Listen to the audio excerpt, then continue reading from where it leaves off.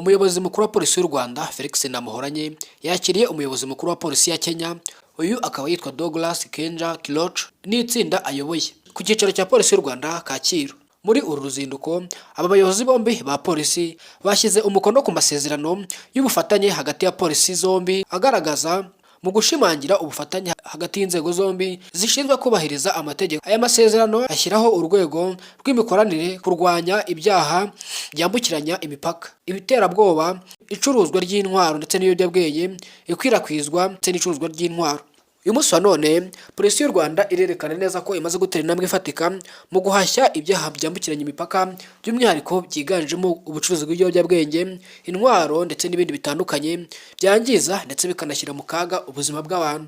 Polisi y'u Rwanda kandi muri iyi minsi, nyuma y'uko imaze imyaka irenga 25 ikorera mu gihugu cy'u Rwanda ndetse iha serivisi z'agatangaza abanyarwanda, byagaragaye neza ko polisi y'u Rwanda imaze kugera ku rwego rushimishije, kubera yuko uyu munsi wa none imitangire ya serivisi muri polisi biravugwa yuko iri ku rwego rushimishije, cyane yuko polisi y'u Rwanda ikora inshingano zitandukanye ariko ziganjemo inshingano zo mu muhanda, kurwanya ibyaha byambukiranya imipaka ndetse n'ibyaha byo mu gihugu indani. Uyu munsi wa none rero polisi y'u Rwanda irishinzwe kuri ibyo bikorwa by'agatangaza, bikaba biri no mu mpamvu zanatumye n'ubundi igirana amasezerano na polisi yo muri Kenya gusinya umukono ku mikoranire ndetse n'amasezerano bizagira inyungu ku bihugu byombi, by'umwihariko bishingiye ku mutekano ndetse n'inyungu muri rusange. Uyu munsi wa none rero polisi y'u Rwanda iragaragaza neza ko imikorere yayo iri ku rwego rushimishije, cyane ko buri mwaka abaofisiye bato b'abapolisi barenga 3000 binjizwa mu gipolisi.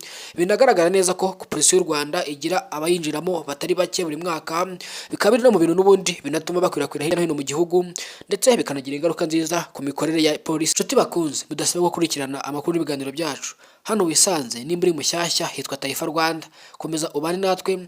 Icyo usabwa ni ugukanda sabone cyangwa se subscribe kugira tujye tubana umunsi ku wundi. Nitwa Irize Taifa. Imana yo mu ijuru igomeze ibane namwe.